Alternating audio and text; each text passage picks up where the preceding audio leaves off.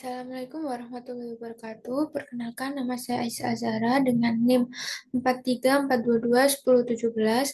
Di sini saya akan mempresentasikan hasil akhir dari proyek 2 saya.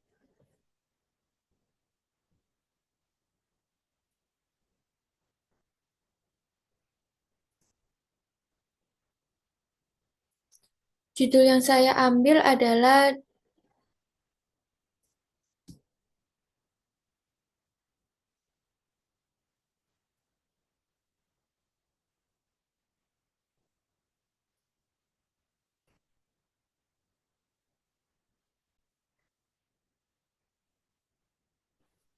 judul yang saya ambil adalah diagnosis dini kondisi prakanker lambung berdasarkan citra endoskopi menggunakan CNN dan SVM. Jadi pengambilan judul dan penyusunan topik ini yang pertama relevansi medis yang tinggi yaitu berdasarkan data dari Globocan dan Kementerian Kesehatan RI, kanker lambung merupakan salah satu kanker yang kasusnya paling tinggi di Indonesia, tapi banyak kasus yang terlambat terdeteksi karena gejala awalnya tidak spesifik dan minimnya alat diagnosis. Lalu yang kedua itu fokus pada deteksi prakanker. Jadi penelitian ini cuman berfokus pada pendeteksian kondisi prakanker lambung seperti esofagitis dan ulcerative colitis. Jadi bukan semua penyakit gastrointestinal secara umum. Lalu yang ketiga dataset medis yaitu menggunakan dataset Cavasir yaitu citra endoskopi dari Norwegia yang sudah banyak digunakan secara internasional untuk penelitian medis. Jadi dataset ini kredibel, terbuka, dan sesuai untuk pengembangan sistem klasifikasi berbasis AI. Lalu metode gabungan CNN dan SVM. Jadi kenapa saya menggunakan CNN itu eh, pada salah satu jurnal penerbitan Hailey pada tahun 2022 itu akurasi yang dicapai itu cukup tinggi, yaitu 98% untuk mendeteksi penyakit saluran pencernaan dengan menggunakan metode CNN untuk ekstraksi pola visual dari citra lambung dan SVM sebagai classifier. Lalu, inovasi penelitian ini yaitu lebih spesifik karena hanya fokus pada deteksi awal gejala prakanker lambung. Selanjutnya, latar belakang. Kanker lambung merupakan salah satu penyebab kematian di Indonesia dengan angka kejadian yang cukup tinggi. Berdasarkan data dari Kementerian Kesehatan Republik Indonesia dan Global Cancer Observatory, yaitu Globocan.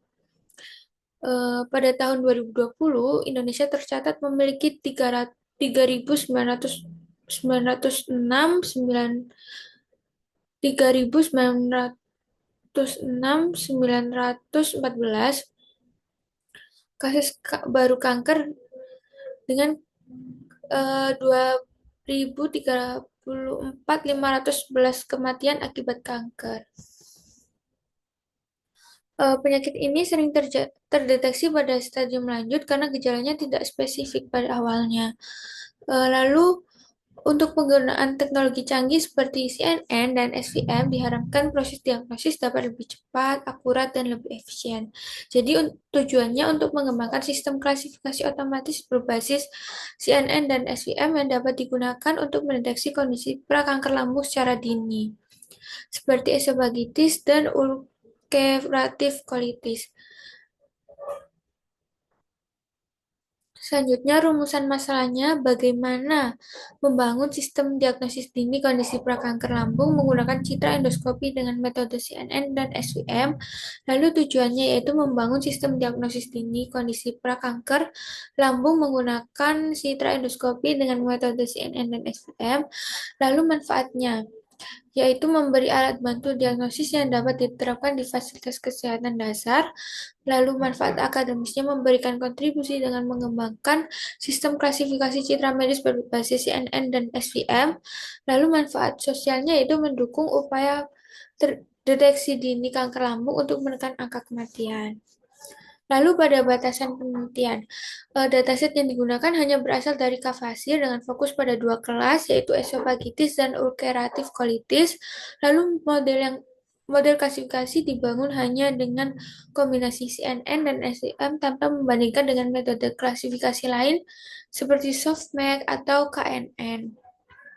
Lalu citra yang digunakan adalah hasil endoskopi sehingga sistem ini tidak berlaku untuk jenis data medis lainnya seperti CT scan atau MRI.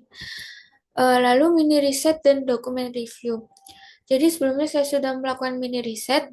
Yang pertama pada Journal Detection and Classification of Gastrointestinal Disease using CNN and SVM. Uh, Ini adalah jurnal utama yang saya gunakan untuk penelitian saya, yaitu kelebihannya menggabungkan dua CNN dan visual dan SVM. Dan hasilnya akurasinya itu cukup tinggi, tapi kekurangannya belum menerapkan segmentasi lesi, lalu tidak menggunakan teknik seleksi fitur, lalu fokus pada 23 kelas tanpa dukungan interpretabilitas model. Lalu yang kedua itu Jurnal Advanced CNN Model in Gastric Cancer Diagnosis. Ini kelebihannya evaluasi 5 model transfer learning, misal EfficientNet B6 dan akurasinya sangat tinggi yaitu 99,88%. Kekurangannya hanya menggunakan CNN tanpa kombinasi classifier seperti SVM. Lalu jurnal ketiga yaitu Classification of Endoscopy and Video Capsule Image using CNN Transformer. Kelebihannya yaitu mengkombinasikan CNN dan Stream Transformer. Lalu kekurangannya belum diuji secara klinis di lingkungan nyata. Dan arsitekturnya cukup rumit, jadi butuh research yang lebih besar. Selanjutnya, rencana kontribusi penelitian saya yaitu fokus spesifiknya pada kanker lambung saja. Jadi, bagi untuk mendeteksi kanker lambung, khususnya pada bagian esophagitis dan ulcerative colitis. Jadi berbeda dengan jurnal utama saya yang mendeteksi 23 jenis penyakit tanpa fokus mendalam pada satu penyakit. Lalu kombinasi metode CNN dan SVM, jadi menggunakan CNN untuk ekstraksi fitur dan SVM untuk klasifikasi.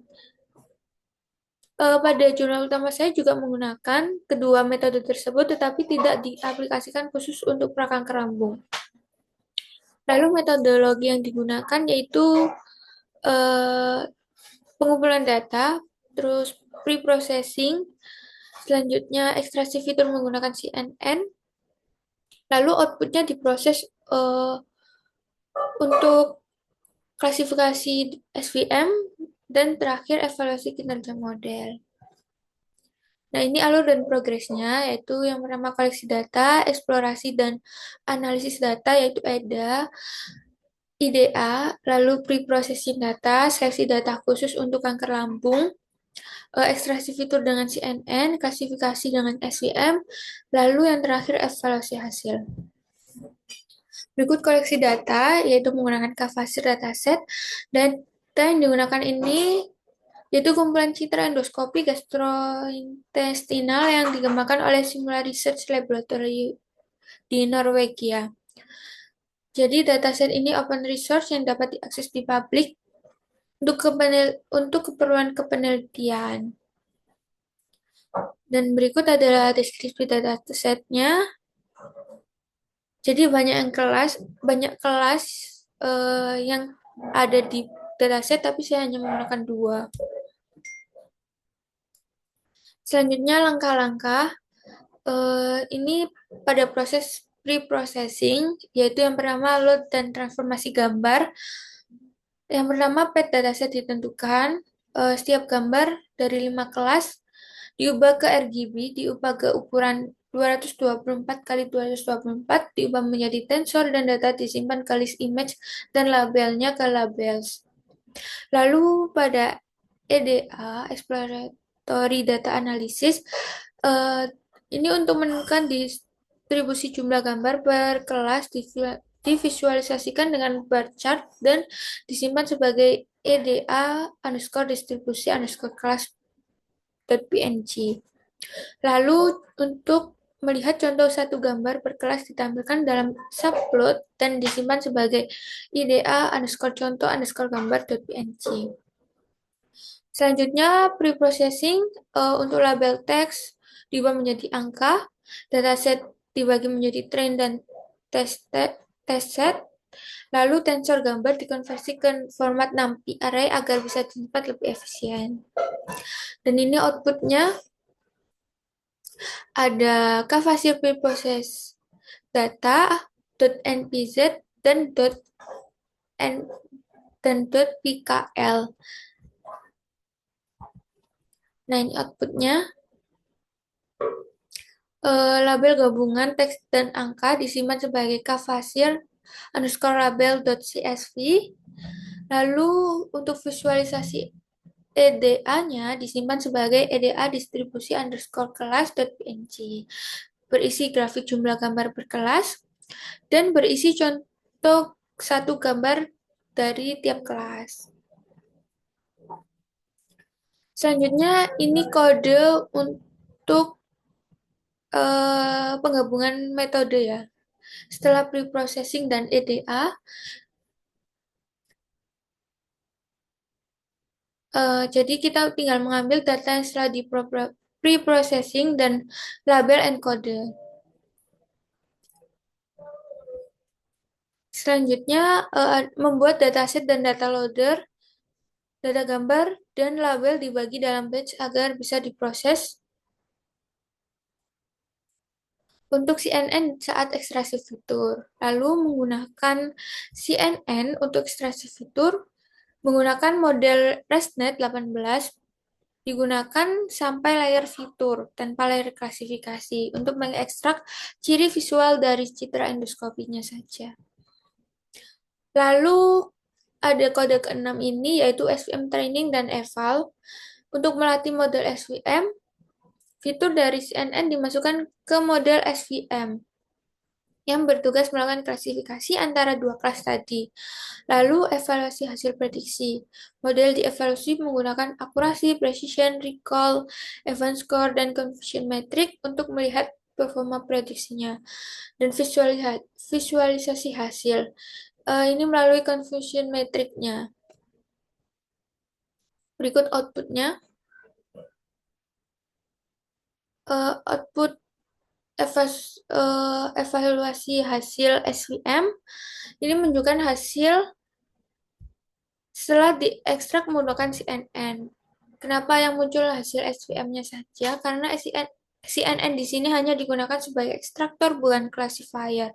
CNN tidak menggunakan output akhir klasifikasi, melainkan output berupa vektor fitur, yaitu ciri visualnya. Fitur CNN ini dimasukkan ke SVM untuk proses klasifikasi akhir, sehingga yang tampil hasilnya memang hanya SVM. Lalu ini adalah hasil akhir, yaitu model evaluasi yang dimuat.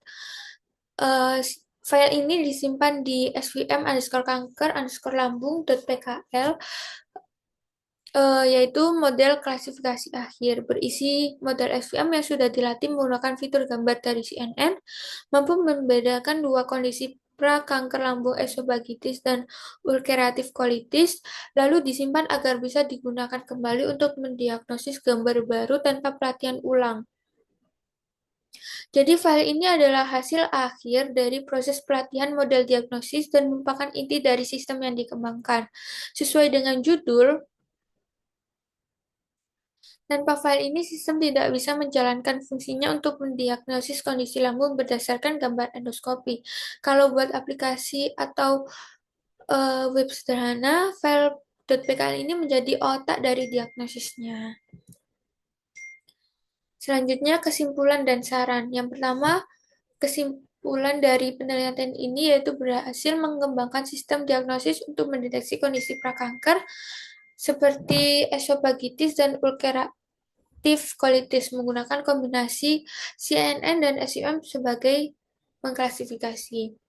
Lalu yang kedua, model yang dibangun menggunakan dataset endoskopi kavasir dengan seleksi kelas relevan untuk kanker lambung, menghasilkan performa yang sangat tinggi dengan akurasi hampir 100% dan serta nilai precision recall dan F1 score sebesar 1 untuk kedua kelas yang diuji.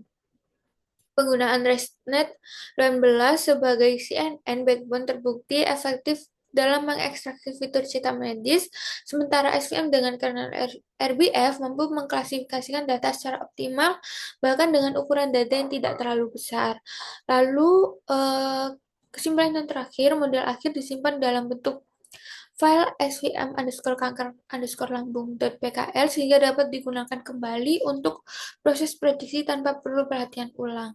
Jadi lebih efisien dan potensi integrasi sistem dalam skenario klinis seperti puskesmas dan rumah sakit. Lalu sarannya yaitu penambahan kelas baru yang lebih relevan dengan kanker lambung, seperti citra yang benar-benar positif kanker, bukan hanya indikasi awal. Terus dapat memperluas cakupan diagnosis dan meningkatkan nilai praktis sistem. Dan berikut dokumentasinya ada 7.